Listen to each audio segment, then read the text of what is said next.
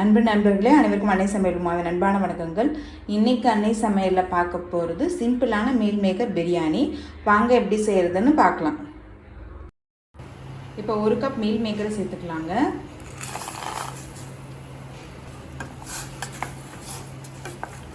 இப்போ இதை மூடி போட்டு ஒரு 10 நிமிஷம் வச்சிடலாம். ஆயிடுச்சு. மீல் மேக்கர் பாருங்கள், நல்லது வெந்துருச்சு. இப்போ இதுலேருந்து எடுத்துடலாம்.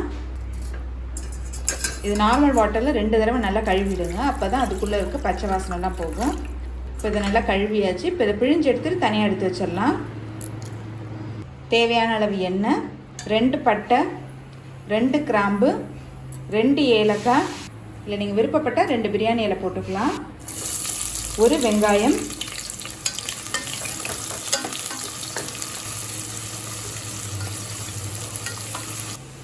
கொஞ்சம் புதினா,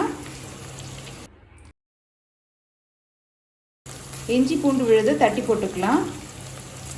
இஞ்சி பூண்டு விழுது இது மாதிரி தட்டி போட்டிங்கன்னா டேஸ்ட் ரொம்பவே நல்லா இருக்குங்க. 1 தக்காளி,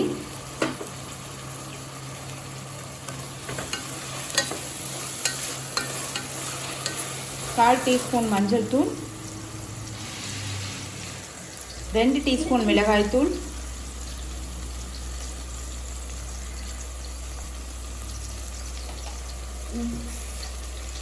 2 டீஸ்பூன் பிரியாணி மசாலா.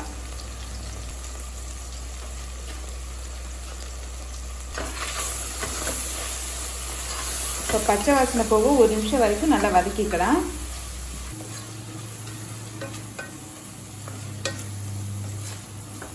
இப்போ இது கூடவே 1.5 கப் தண்ணி சேர்த்துக்கலாம்.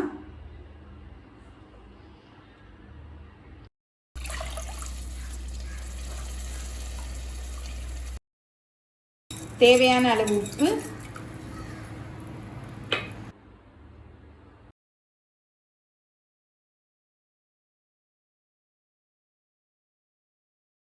இப்போ பிழிஞ்சு வச்சிருக்க மீல் மேக்கரை இது கூடவே சேர்த்துக்கலாங்க.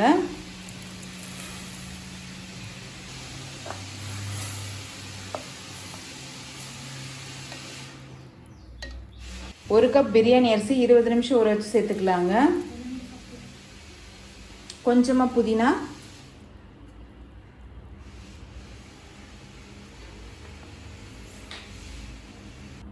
இப்போ மூடி போட்டு குக்கர்லேருந்து 2 விசில் வந்தோடனே இறக்கி வச்சிடலாம். இப்போ குக்கர்லேருந்து 2 விசில் வந்துடுச்சு.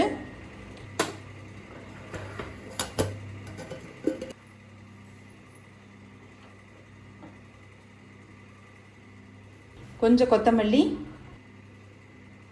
கொஞ்சம் நெய், அரிசி உடையாத மாதிரி மெதுவாக கலரிக்கலாம்.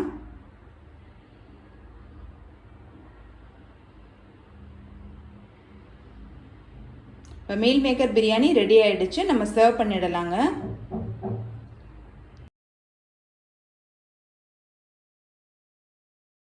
சுவையான மீல் மேக்கர் பிரியாணி ரெடி ஆயிடுச்சு.